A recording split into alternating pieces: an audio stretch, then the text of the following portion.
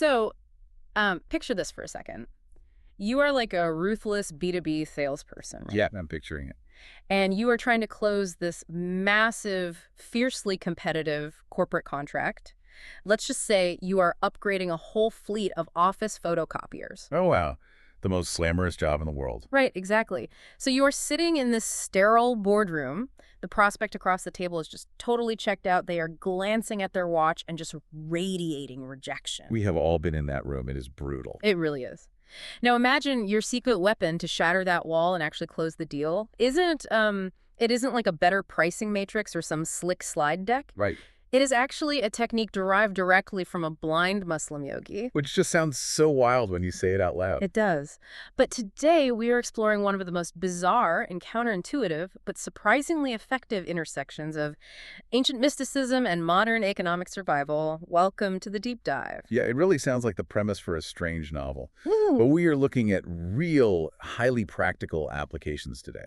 We are taking the incredibly disciplined practices of meditation and energy work things that are usually reserved for silent spiritual retreats. Yeah.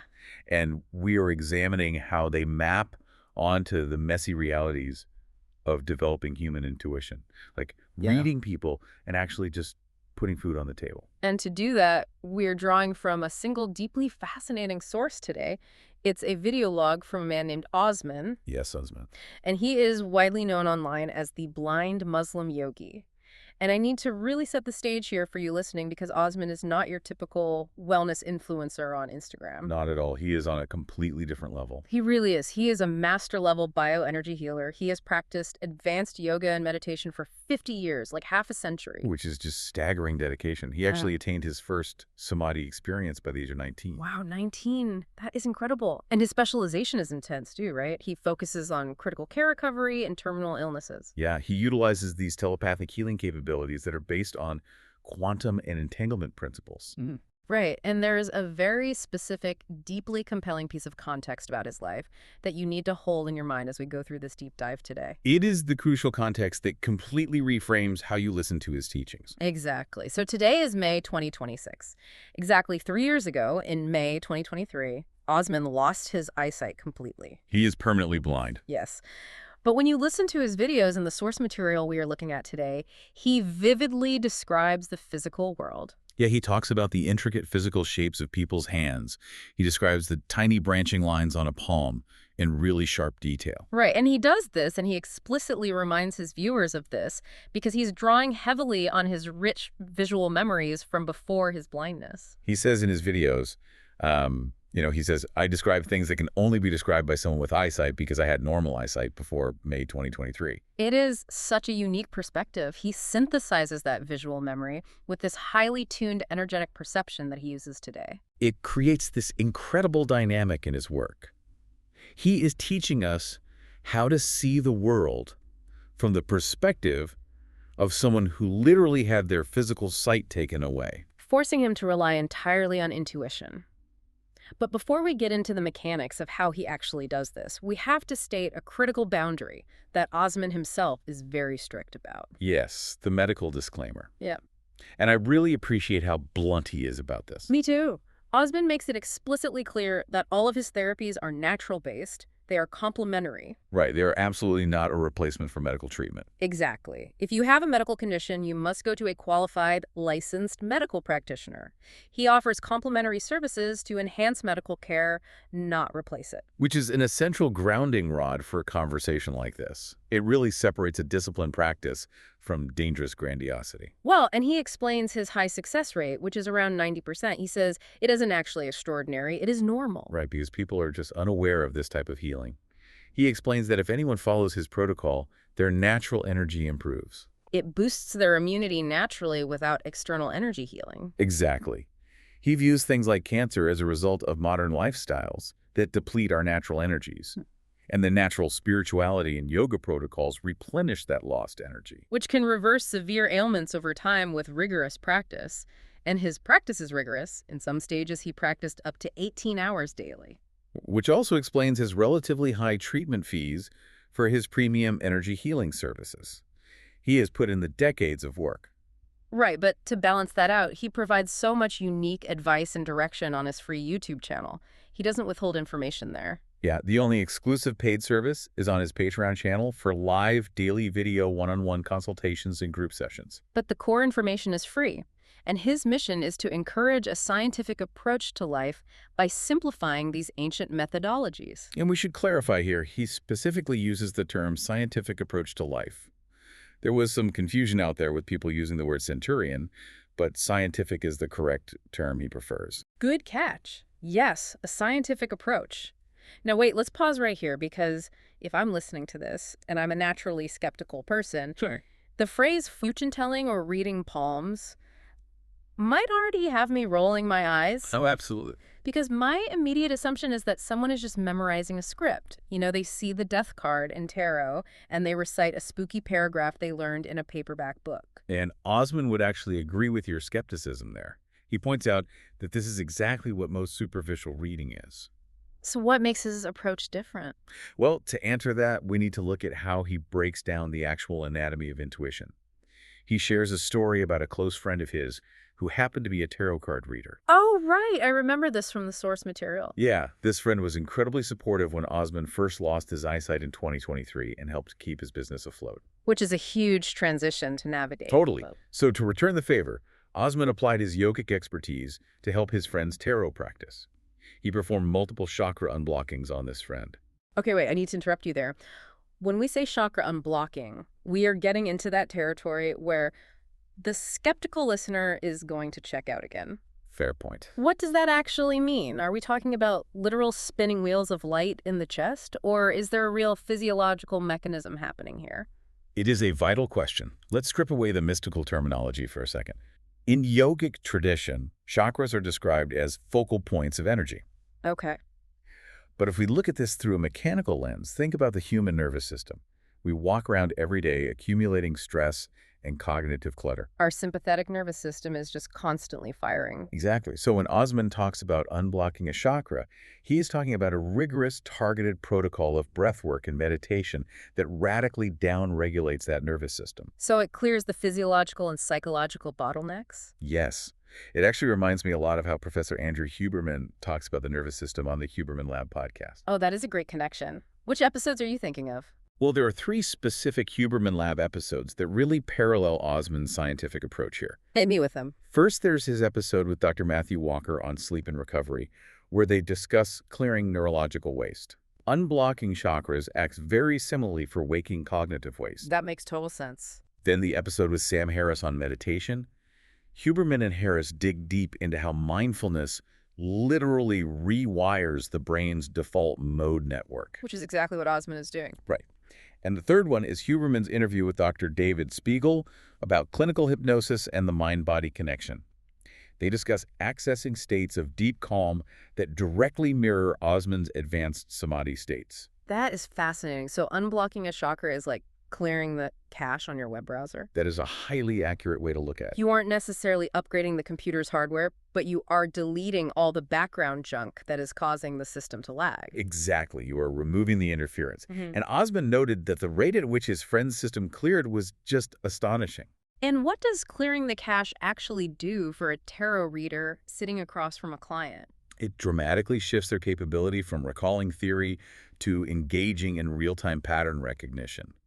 Osman witnessed this firsthand. So they stopped just reciting what the cards meant in a textbook. Right. Because the cognitive interference was gone, the friend's raw empathy and intuition spiked. Oh. They could look at the client, look at the cards, and suddenly synthesize those elements into a highly specific, deeply resonant reading. Okay, but this brings up a huge debate. Is this just innate talent? What do you mean? Well, we all know people who are just naturally hyper-empathetic, right? They walk into a room and instantly know who is angry or who is secretly dating who. Sure, they were naturally highly attuned. Right, so if someone doesn't have that natural baseline, can they actually learn this? Osman argues emphatically that you can learn it. He acknowledges that some people are born prodigies, but his philosophy is that anyone can learn it. Even someone in their 40s who has spent their entire life in a rigid analytical profession. Yes, even them. You can go buy a book on tarot or palmistry and learn the rigid theory. I have to challenge that, though. If a highly analytical 40-year-old buys a book on tarot and memorizes the cards, aren't they going to completely freeze the second a client starts crying? Well, yeah, if they only rely on the book. Because the book doesn't cover the infinite variables of human suffering like a complex divorce. Right. You are hitting on the exact bottleneck Osman identifies. He explicitly warns that if you rely purely on dry theory, the moment the human element gets complex, you will become entirely lost. Theory is static, but human life is fluid. Right. And this perfectly aligns with what we see discussed on the Buddha at the Gas Pump podcast with Rick Archer. Oh, I love that show. How does it connect? Rick Archer interviews spiritually awakened people, and there are 3 specific episodes that mirror Osman's point about moving beyond dry theory. Which ones? The episode with Swami Sarvapriyananda, where they discuss Advaita Vedanta. The Swami emphasizes that reading the ancient texts is useless without the actual experiential realization. Ah, the difference between knowing the path and walking the path. Exactly.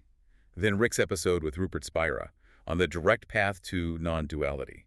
Spira talks about stripping away the concepts to feel the raw reality of the present moment. Which is exactly what the tarot reader needs to do with the client. Right. And finally, the Buddha at the Gas Pump episode with Adyashanti on the end of your world. Adyashanti talks about the moment intuition completely overtakes intellectual understanding. Which is exactly the bridge the 40-year-old needs to cross. So how do they bridge that gap? Through the yoga and the meditation. The book gives you the vocabulary, but the meditation gives you the fluency. It clears the internal noise. Exactly. You stop trying to remember what page 42 said, and you start responding to the living, breathing energy in the room. That makes a lot of sense. The theory is just the scaffolding. But I want to talk about how Osman himself built his scaffolding.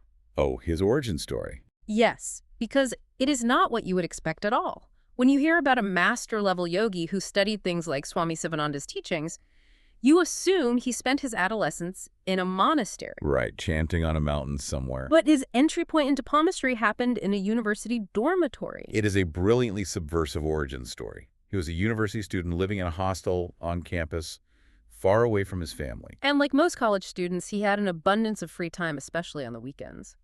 And what is the primary motivation for a young man in a university hostel? He was trying to get dates. I genuinely love the transparency here. It is so relatable. He openly admits he bought a book on palmistry and astrology specifically to use as a conversation starter with young women. It was purely tactical. He memorized the basic traits for the zodiac signs. You know, what makes an Aquarius tick, what a Pisces is supposedly like. It is the ultimate, slightly cliche college party trick. Totally. But the shift that happens next is what I find so fascinating. Because he isn't just a guy at a party doing cold reading. No, he is simultaneously maintaining an advanced, dedicated yoga and meditation practice. Which means his internal browser cache was constantly being cleared. Exactly. He was looking for superficial attention, but his rigorous yogic practice was quietly refining his neurological baseline. So imagine the scenario. He goes up to someone at a party and asks for their hand to do his little palm reading routine. But because his system is so highly tuned, he grabs their hand and something unexpected happens. He stops reciting the book. He realizes he is no longer accessing his memory. He is accessing his empathy. Wow. Ideas and deep insights about the person's character, their struggles, their inner qualities began to organically surface in his mind. I'm trying to put myself in the shoes of a skeptic here, though. Is it possible he just got really good at cold reading? Like reading micro-expression. Yeah, you know, you do a trick 100 times, you learn to notice if someone has nervous body language, and you just play the odds. Is that what is happening? Cold reading is a highly analytical process of looking for external tells. Osman describes something fundamentally different here. An energetic resonance. Yes. It is not about analyzing a twitch in someone's eye. It is about feeling their emotional state within your own highly sensitized nervous system. It is about profound connection. You know, this transition from ego to empathy really reminds me of some key themes on the School of Greatness podcast with Lewis Howes. Oh, definitely. Lewis talks a lot about emotional intelligence. Right, and 3 episodes specifically stand out when thinking about Osman's journey. I'd love to hear them. First, the School of Greatness episode with Tony Robbins. Tony talks extensively about breaking out of your own ego to truly serve and read the state of the person in front of you. Which is exactly what Osman accidentally stumbled into at those parties. Exactly. Then there is the episode Lewis did with Dr. Joe Dispenza on rewiring your brain. Dispenza talks about moving from the analytical mind into the heart space to create coherence. That is pure bioenergy alignment. Yes, and finally the episode with Robin Sharma, where they discuss the 5 a.m. club and the power of solitary daily practice to build world-class intuition. Osman was basically living that Robin Sharma protocol in his dorm room. Exactly. So the transition is moving from ego to empathy. He started by trying to get someone to look at him and ended up using the practice to truly look at them. Which brings us to the actual mechanics of what he was seeing on the hand before he lost his sight. Right. If he isn't just doing a parlor trick, what does the geography of the palm actually tell him? Because he focuses a lot on reading relationships. This is where we have to dismantle the Hollywood version of fortune-telling entirely. Please do. Palmistry is almost universally misunderstood as a deterministic roadmap. The assumption is that the lines predict exact, unavoidable events. Like your fate is sealed. Right. But Osman decodes the nuance of the hand entirely differently. His explanation of the relationship lines completely upends the traditional view. It does. He points out that if you look at the relationship zone on a palm and see 3 prominent lines, an inexperienced reader might say, oh, you're going to have 3 legal marriages in your lifetime. Which is an absurd and fatalistic way to look at human life. Osman interprets those 3 lines not as legal contracts, but as 3 major, highly influential energetic bonds. So they represent relationships that will leave a profound, permanent impact on the person's heart. Yes, a person might only sign 1 marriage certificate their entire life, but their emotional landscape might be shaped by 3 massive connections. And he gets very granular about the physical details. He talks about tracing the trajectory of these lines. Does a line bend sharply downwards? Or does another tiny line cross it, creating a block or indicating an abrupt ending? He assesses which relationship will have the strongest gravitational pull based on the depth of the line. And he also reads the timeline based on exactly where the lines are situated on the edge of the hand. But we need to address the philosophical elephant in the room here. The fate versus free will debate. Right, because if I am listening to this and I look down at my own palm right now, the immediate question is my future already written in my skin? Am I just playing out a script? Yeah, exactly. And that is exactly why the distinction between a parlor trick and genuine intuitive empathy is so critical. Based on Osman's framework, the hand is not a fixed destiny. It is a reflection of current momentum. Yes, current momentum. Think about the wear patterns on the soles of your shoes. Okay. If I look at your shoes, I can tell if you drag your heel or if you walk on pavement or dirt. I'm not predicting the exact street you will walk down tomorrow. Right. You're reading the mechanical truth of how I move through the world based on the evidence I've accumulated. Precisely. Osman is reading the energetic wear patterns on the hand. The lines reflect the emotional weight of a person's past and the trajectory they are currently on. Oh, that is a brilliant way to frame it. You aren't reading their unavoidable fate. You are reading the momentum of their choices. This concept of non-deterministic spiritual momentum is discussed heavily on the Soul Boom podcast with Rainn Wilson. Oh, really? I haven't caught up on Soul Boom lately. Yeah, there are 3 specific Soul Boom episodes that really dive into this. The one with Reza Aslan, where they discuss how religion and mysticism are just languages to understand our current human trajectory. Oh, I need to listen to that. It's great. Then Rainn's interview with Dr. Lisa Miller on the psychology of spirituality and how being spiritually engaged physically alters our life's wear pattern. Because that ties right back to the nervous system. And finally, the Soul Boom episode with Radhanath Swami about the Bhakti path and how daily devotion rewrites our internal destiny. So if you change your momentum, maybe through your own meditation or life changes, the lines actually change. In many esoteric traditions, yes. The subtle lines on the hand are said to shift over time as the person's internal state shifts. Because again, this is fundamentally an exercise in deep understanding, not cold determinism. When Osman held someone's hand, he was tuning into their qualities and offering them a mirror. It turns the whole practice from a spooky parlor trick into an act of radical, profound empathy. It really does. Now I can hear the listener right now. They are thinking, this is fascinating. I would love to have that level of deep intuitive empathy. Sure, everyone would. I would love to be able to read the momentum of my own life. But I work 50 hours a week. I have a mortgage. I have kids. I don't have decades to spend in an ashram clearing my browser cache. Exactly. And this is where Osman is highly pragmatic. He doesn't demand that you abandon your life to become a monk. He understands the constraints of the modern world, which is why he designed a highly specific, low-barrier entry point. It is incredibly accessible. You do not need to meditate for 3 hours a day to start seeing physiological and intuitive benefits. Right. Osman offers a highly distilled 5-minute yoga and meditation protocol. And it is important to note how to access this because he is adamant about keeping it freely available. Yes, the exact URL is yogawellness786.com. Let me repeat that for you listening. No. Yogawellness786.com. You go there and you can download this 5-minute protocol completely free. There is no paywall to get this foundational practice. And just to clarify, because listeners always ask about this, that $5 anxiety fix he used to offer, it is no longer available. Right. Please don't go looking for the $5 anxiety fix. It's on. Yeah. But the 5-minute yoga and meditation program is there, and it is free. But the immediate pushback from a skeptical mind is, come on, what is 5 minutes a day actually going to achieve? How does 5 minutes of breathing compare to 50 years of practice? Exactly. It sounds like a gimmick. How do you defend the efficacy of just 5 minutes? You defend it through the mechanism of neurological adaptation and consistency. If we go back to the browser cache analogy, Right. if you let your computer run for 6 months without ever restarting it, it becomes unusable.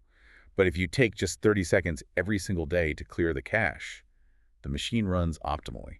So 5 minutes of highly focused, disciplined meditation downregulates the nervous system daily. It stops the compounding of stress. It's not about achieving sudden enlightenment. It's about stopping the daily accumulation of noise. Precisely. And he bases a lot of this on ancient systems like Yoga Nidra, which is deeply restorative. Osman is very grounded about this. He explicitly says you are not going to gain miraculous master-level powers by tomorrow morning. Mastery takes decades. But if you put your mind to this 5-minute daily practice, you accelerate the development of your baseline intuition. It is a compound effect. Yes. The power of microhabits and compounding actually reminds me of the Ranveer Show podcast, Be a Biceps. Oh, the Indian podcast with Ranveer Alabadia. Yes, he covers this intersection of modern hustle and ancient wisdom perfectly. What episodes come to mind? Well, 3 of them really align with Osman. First, Ranveer's legendary episode with Sadhguru, where they talk about how even a few minutes of inner engineering can shift your entire day's trajectory. Sadhguru is amazing at breaking that down. Then his episode with Jay Shetty, where they discuss thinking like a monk in a modern fast-paced world using tiny daily habits. Perfect parallel. And finally, Ranveer's episode with Dr. Tara Swart on neuroplasticity, showing the literal brain science of how short, daily meditative practices physically change the brain. It just proves that you don't need to retreat to a cave. It really is the micro habits. It enriches your life and sharpens your intuition much faster than you would assume. It's the mechanism that allows you to take the dry theory of whatever you are doing, whether that's learning tarot or managing a team or raising a kid, and apply real human intuition to it. And that application brings us to the most startling and frankly brilliant pivot in this entire deep dive. We are shifting from the deeply spiritual realm directly into the hyper-practical, unforgiving arena of the modern economy. Yes, this is the part that completely rewired my brain.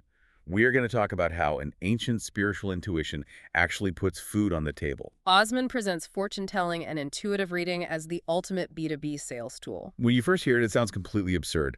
Mixing spiritual empathy with corporate sales feels like mixing oil and water. But when you break down the underlying psychology, it is a masterclass in human behavior. Let's set the scene exactly as Osman describes it, because this is the scenario we talked about at the very beginning of the show. You are in B2B sales. You are trying to sell a high-ticket, notoriously dry item. His specific example is trying to get a business to renew a photocopier contract. There is perhaps nothing more commoditized and painfully dull than a photocopier contract. You are making cold calls. You are navigating gatekeepers. When you finally get in the room, you are facing a wall of absolute resistance. The prospect sees you not as a human being, but as a walking invoice. You are operating in a purely transactional, highly defensive environment. But Osman proposes a radical pattern interrupt. Imagine you are in that boardroom. You've done the pleasantries. You are about to launch into your boring pitch about toner efficiency. Instead, you pause. You look closely at the prospect's hand resting on the table, and you say, "I notice the shape of your hand. You have a very interesting palm. Do you mind if I have a look?" The audacity of that in a corporate setting is incredible. And Osman claims that 99% of the time the prospect will say yes. They will literally hand over their palm to a photocopier salesperson. Which begs the question, why? Why would a hardened corporate buyer drop their guard for something so unorthodox? Because it bypasses the corporate persona entirely and strikes directly at the core of human ego and curiosity. Human beings are fundamentally endlessly fascinated by themselves. In a corporate environment, people are starved for genuine, individualized attention. They are treated as job titles. So when you say you have an interesting hand, let me tell you about yourself. You are offering them the one thing they crave most. To be seen as a complex individual. The dynamic shifts in a millisecond. It goes from a cold adversarial transaction to an intimately personal interaction. You are holding their hand. You are looking at the wear patterns of their life. You are giving them a brief personalized reading based on the theory you learned from a weekend book and the intuition you are building through your 5-minute daily practice. And what is the psychological result of that moment? You build unbreakable rapport. You have completely short-circuited the normal sales process. Think about it from the prospect's perspective. Yeah. Are they going to remember the 5 other salespeople who emailed them a PDF about maintenance schedules? Or are they going to remember the person who held their hand, read their energy, and told them something deeply resonant about their life's momentum? They are going to remember you. They are going to like you. And in business, people buy from people they like and remember. When that photocopier contract actually expires and they need to make a decision, you are the only call they make. It is brilliant because it uses radical empathy as a competitive advantage. This intersection of business and deep empathy is a huge theme on the Mel Robbins podcast. Oh, I love Mel Robbins. Yeah, there are 3 episodes of hers that completely validate Osman's B2B sales approach here. Which ones? First, her episode with Amy Porterfield on building a business. Amy stresses that people don't buy products, they buy connection and trust. Which reading a palm instantly establishes. Right. Then Mel's episode with Dr. Russell Kennedy, where they talk about healing the anxious mind. In a corporate boardroom, everyone is secretly anxious. Osman's technique disarms that anxiety instantly. That is so true. And the third one is Mel's interview with Dr. Robert Waldinger on the Harvard study of adult development, proving that deep relationships are the core of human happiness. Even in B2B sales, we're just humans looking for connection. Exactly. But what grounds this entire concept and what I truly appreciate about Osman's narrative is that he isn't speaking from some detached theoretical ivory tower. He brings incredible vulnerability to this topic. He talks openly about the brutal, terrifying realities of being an entrepreneur. He strips away the glamour. He talks about the terrifying periods of zero income. The weeks where you stare at the ceiling wondering how the rent is going to be paid because the business is in a downturn. He shares a story about having to deliver pizzas just to afford petrol money. He needed the gas just to drive to meet his clients. He delivered pizzas just to pay for his online marketing, pointing out the harsh reality that if you don't feed the beast of online marketing, your primary business dies. And that marketing is fiercely expensive. This is where his pragmatism is most striking. He doesn't present learning tarot or palmistry solely as a path to enlightenment. He positions it as a highly viable economic lifeboat. In an era of massive economic anxiety, these intuitive practices can function as a powerful side hustle. It's the ultimate recession-proof skill. Because, as Osman rightly points out, no matter how bad the economy gets, in fact, especially when the economy gets bad, people are hungry to know about their future. They are desperate for reassurance, for insight, for someone to help them make sense of their chaotic momentum. The demand for this kind of insight during hard times is something Stephen Bartlett talks about on The Diary of a CEO. Yes, Diary of a CEO is perfect for this context. 3 episodes of Diary of a CEO really echo Osman's survival mindset. The episode with Mo Gaudat on the algorithm of happiness, where Mo explains finding peace amid economic chaos. People need that peace, and they will pay a reader for a glimpse of it. Exactly. Then Stephen's episode with Dr. Joe Dispenza about visualizing your future. When Osman does a reading, he is essentially helping clients visualize a way out of their current stress. Right. And finally, the Diary of a CEO episode with Deepak Chopra, where Deepak talks about the abundance mindset. Osman used palmistry to create abundance when he had absolutely nothing. So his advice to the listener is incredibly actionable. Go to a bookstore this weekend. Buy a basic book on palmistry or tarot. Learn the dry theory. Start your free 5-minute daily yoga protocol from yogawellness786.com to begin clearing your internal cache. And once you have a baseline, start offering your services. And he is very specific about the economics of it. He says to charge a fair, viable price. Don't be exorbitant, but don't give it away. A fair price attracts a steady stream of clients who find value in your insight. That steady stream manages your cash flow. It literally puts a roof over your head and food on the table during the lean months of your primary business. It might even generate the surplus capital you need to fund your marketing and scale your main enterprise. It is a complete self-sustaining ecosystem. You use ancient intuitive tools to solve the immediate crushing modern problem of paying the rent. And as you stabilize economically, you have the breathing room to deepen your spiritual practice. He even mentions that once you are financially stable, you can invest in advanced higher-level lessons to truly master the craft. It is a masterclass in adapting profound ancient wisdom to the unforgiving realities of modern survival. It really is. So let's pull back and look at the entire journey we've taken through Osman's teachings today. We started by dismantling the illusion of fortune-telling, discovering the critical difference between rigidly memorizing the dry theory of a tarot deck and developing the biological, psychological intuition required to actually read the energetic momentum of a human being. Right, and we drew on concepts from Paramahansa Yogananda's autobiography of a yogi showing that true perception goes beyond the physical senses. Which is how Osman operates now that he's completely blind. We followed that intuition from a humorous, ego-driven attempt to get dates in a university hostel, all the way to a profound capability to decode the emotional impacts mapped onto a person's palm.